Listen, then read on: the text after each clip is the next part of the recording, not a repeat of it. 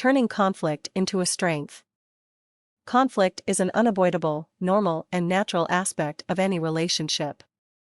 Conflict at work, when dealt with constructively, strengthens relationships and enables the development of new business opportunities. Alternatively, conflict can be a negative force that destroys relationships and organizations while killing creativity.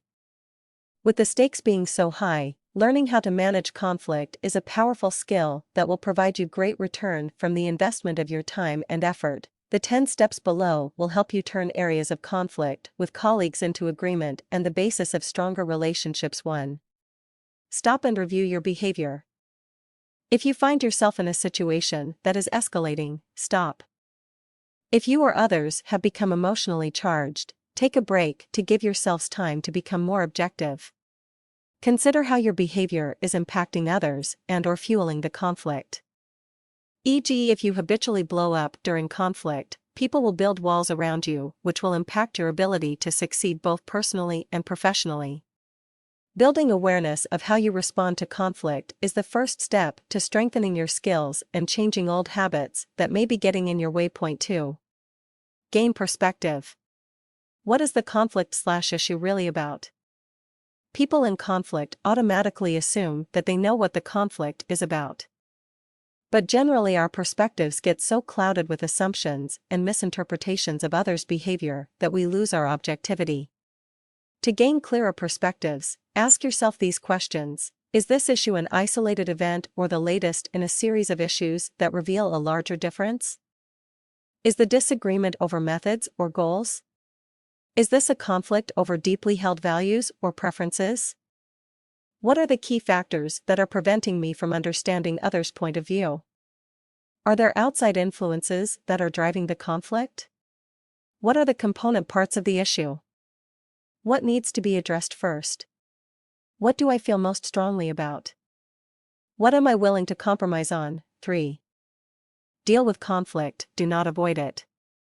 Pretending that there is not a problem or choosing not to deal with a problem is very common and understandable. However, conflict does not go away by itself. It may disappear below the surface, but unresolved conflict will fester, damaging relationships and impacting your business. Point 4. Find a neutral space. Find a neutral setting away from the public eye, where you will not be watched or interrupted, to meet with the person or people directly involved in the conflict.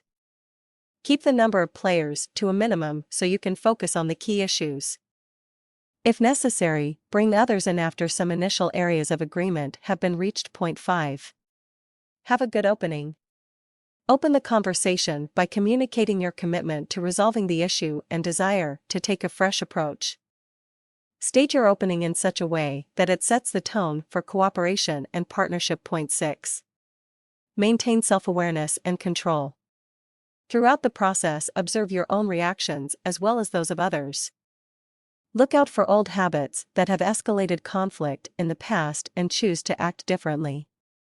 Don't allow others to blow wind into your sails. Remember, you have control of your reactions. You cannot stop the wind, but you can let it spill off your sails. Maintaining your calm, even when you feel like your buttons are being pushed, is a powerful skill that will help you achieve your goals in all aspects of your life. Point 7. Clarify and acknowledge. Clarify each other's perceptions of the issues.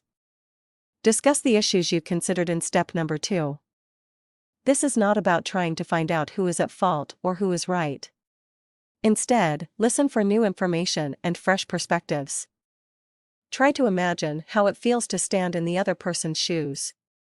Identify those areas where all parties share the same goal or point of view. Resolution often comes from building on areas of commonality. Also, focusing on areas where there is agreement both strengthens the desire to solve issues and puts the disagreement in context. Point 8. Communicate respectfully. Respect is at the heart of building business relationships. Communicating respectfully starts with accepting that people will have different perspectives and that your role is to try to understand their viewpoint. Make sure that you really listen and that your approach is based on curiosity and compromise, not blame and determination. Point 9. Resolution. Work together to brainstorm several specific options that could resolve this issue. Be creative. Look for options that will be a win-win solution for all. Once you have reached agreement on how you will resolve the issue, take time to clarify the specific actions and individual responsibilities. Agree on a time to check in with each other and discuss progress. Point 10. Stalemate. There will be times when, despite your best intentions and skills, conflict will escalate or an acceptable solution will not be found. One way to move forward is to agree on a temporary resolution by identifying small steps that both sides could start with to move towards resolving the bigger problem. The action of taking small steps builds trust and in time may lead to resolution of the bigger problem. However, sometimes other challenging issues get in the way of successful problem resolution. In these cases, bring in the help of a professional mediator or unbiased third party who can meet with all the parties separately and then facilitate a healthy conflict resolution process.